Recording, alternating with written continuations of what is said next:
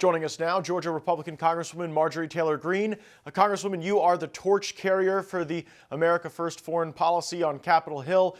Tell us what you're seeing and what you're hearing with the president's recent reaction to the Iranian strikes in Qatar. Well, you know, Washington, D.C. always wants war as usual, Matt. That's nothing has changed since you left here. But here's the reality. The American people are so sick and tired of foreign wars and regime change. However, I do think President Trump is handling this very well. And I think he has clearly indicated and spoken about this, that he does not want this to be another forever foreign war, one that Congress is having to vote to fund like we have been with Ukraine. And he definitely doesn't want to see boots on the ground. And that I am very thankful for, Matt. That's not what we campaigned on. You know, I campaigned on the exact same agenda as President Trump. That's the MAGA agenda, the America First agenda. That's what we promised, and that is exactly what we need to make sure we deliver. Has the Congress had any scheduled briefings on this operation and the level of success? We're supposed to have a briefing tomorrow, so hopefully we find out more. I'm definitely looking forward to that briefing and asking questions. I think it's incredibly important. But I've been hearing, most of the people I've been talking to are regular people. Thankfully, that's who my friends and family are, is regular Americans. And regular Americans care about the price of gasoline. They care about the fact that my children, who are 22, 25, and 27, can't afford to buy houses. Inflation is crushing them. They can't afford insurance.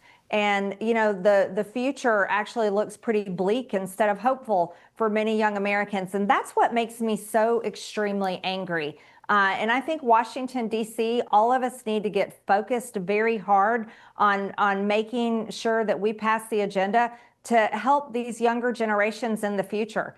And another thing that's very important to recognize, Matt, is last week, no one was worrying about an attack, a terrorist attack on our homeland. That was the furthest thing from their minds. They were thinking about vacations they had planned, concerts they're going to, and just all kinds of summer fun. And that's what Americans should be thinking about. They should not be worrying about a potential terrorist attack, or is this going to be World War III, and what kind of retaliation will be taken against America? That retaliation looks a lot now like it looked after the killing of Soleimani, which didn't result in attacks on our homeland. It didn't result in the type of regime change war that some said would cascade. And it seems as though in that case, President Trump was able to executively produce an opportunity for Iran to save face, for no Americans to be harmed. Are you looking at what you're seeing now with this sort of lackluster response in Qatar being similar to what we saw coordinated after the death of Soleimani? Yeah, I think you called that just perfectly. It was clear this was a saving face attack. They definitely let the United States know ahead of time. It gave our American military, our great men and women, time to prepare or evacuate the base. That's clearly what it does look like, and I hope that's what this is. This needs to be over with. We've got to get back to work on our campaign promises. We've got to pass the tax law. We've got to make sure that passes. These trade deals that are so important need to be wrapped up and finished, because a lot of businesses need to be able to have great futures, and trade deals are depending on that for them. We need the housing industry to boom. We need the construction industry to boom. We need manufacturing to boom. And that's what makes Americans rich, and that's what matters to Americans. So, you know, I'm unapologetically America first. I am not going to say I'm sorry for fighting for our country and our people and the great people in Northwest Georgia and Georgia's 14th district. And no matter what kind of pressure and dirty headlines come out against me, there's no breakup between MTG and DJT. We are definitely aligned as usual, and will always work for America first. Oh, there's no question about that, but there are voices that have tried to drive a wedge between the president and some of his most ardent supporters. Mark Levin, who screeches and shrieks over on Fox News occasionally, attacked me, he attacked you. He said we weren't real MAGA, because we weren't on board with his idea of a regime change war. Again, President Trump hasn't gone as far as Mark Levin has wanted him to in having a U.S.-backed regime change war in Iran. He's done more akin to the Soleimani strike. What is your reaction to Mark Levin saying we aren't real MAGA because we don't want a regime change war in Iran? Well, first of all, I can't believe that Fox News allows one of their hosts to go around and call me names on his social media. That is so unprofessional, and it really speaks to what kind of media company Fox News is. I think that's horrible. And Mark Levin, obviously, he was a never-Trumper from the beginning. He hated Donald Trump. He was totally against him and tried to stop him from becoming president. But yet now somehow Mark Levin is the voice of MAGA? I don't think so. Matt, you and I, Tucker Carlson, Steve Bannon, all of us that have been fighting hard to stay on these America First policies and stay out of foreign wars, we're MAGA. We're the voice of MAGA, and the people totally agree with us.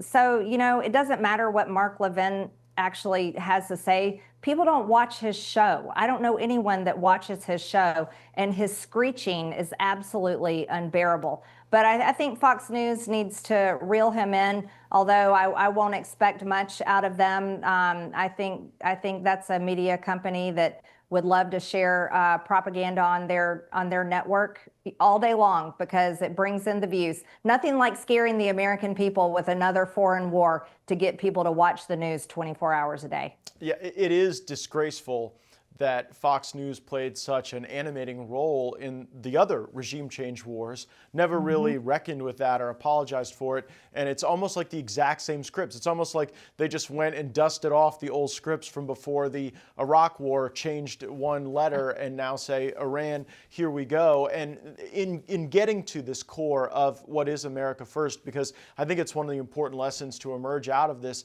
Like when I see Mike Pence and Bill Kristol and John Bolton cheering on the decisions of the administration, I think to myself, like, we didn't go win these elections so that John Bolton could get his foreign policy. How do you think about some of the reactions you've seen from the people who've been so anti-Trump when you've had President Trump's back 100% with no break in vision? Yeah, I totally agree. I mean, when you have Liz Cheney and Meghan McCain and John Bolton cheering you on, that's not a good thing. And that's pretty much what we've seen is those neocon voices come back out, and they hate Donald Trump. They absolutely hate him. But they love this. They love their foreign wars. They love to watch bombs drop. And they love to think about regime change more than anyone. But you know, Matt, what's so funny is it's unfortunate. This is my parents' generation, the baby boomers. They've been brainwashed by propaganda on Fox News, and then Democrat baby boomers have been brainwashed by propaganda on CNN. And it's unfortunate that baby boomers truly believe and think that this is all a good thing, where it's like, you know, I'm Generation X, my generation, your generation, and my kids' generation is 100% against this.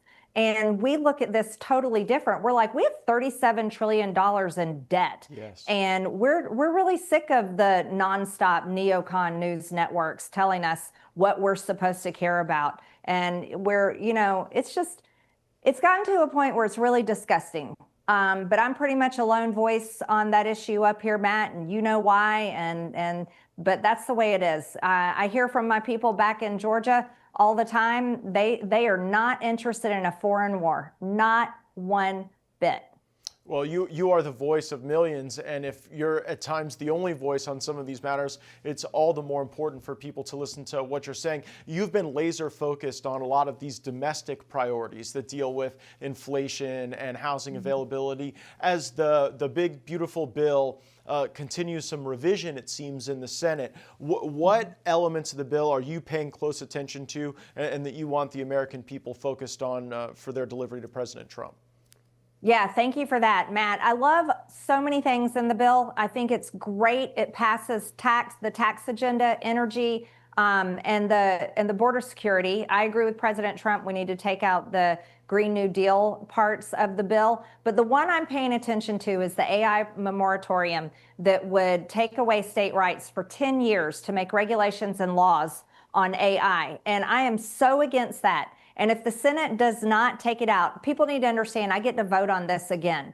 My voting card, I get to use it on the big, beautiful bill. And when they send it back, if they still have that in there, that is a poison pill. I won't be able to vote for it. I absolutely will not vote for this bill and I love the bill, but I am not going to vote for an AI moratorium that destroys federalism for 10 years. Well, no, tell me why you think it's important to have states regulating AI.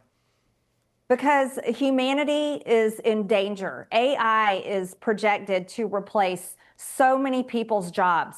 And we saw people's jobs wiped out for the past 40 years when manufacturing went overseas.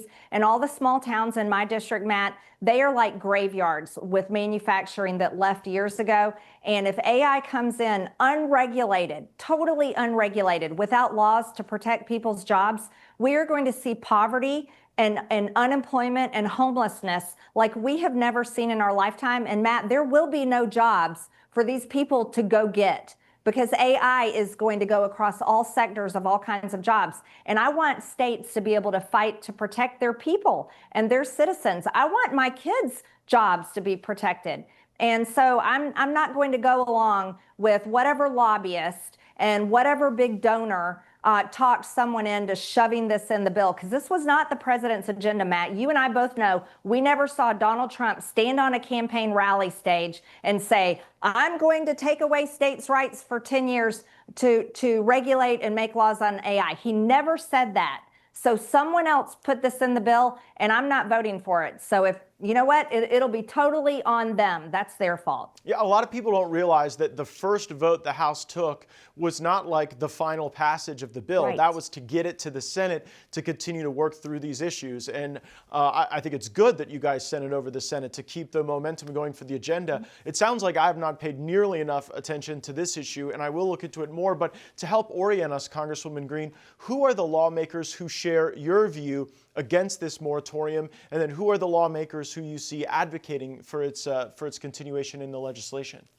I think I have some conservatives on my side, but this was a poison pill they snuck in, Matt, in this over 1,000 pages that most of us had no idea was in there. And if I had known, I would have voted no on the first round. But like you said, the first round was just to get it to the Senate so that it can come back and we can vote on final passage. However, it is such a danger. I'm serious. There is no, Matt, this is so important because you know this. There is no legislation here in Congress to regulate or make laws on AI. So there's no federal plan, no plan whatsoever. But this was more of a preemptive attack on the states to put a 10-year moratorium on them.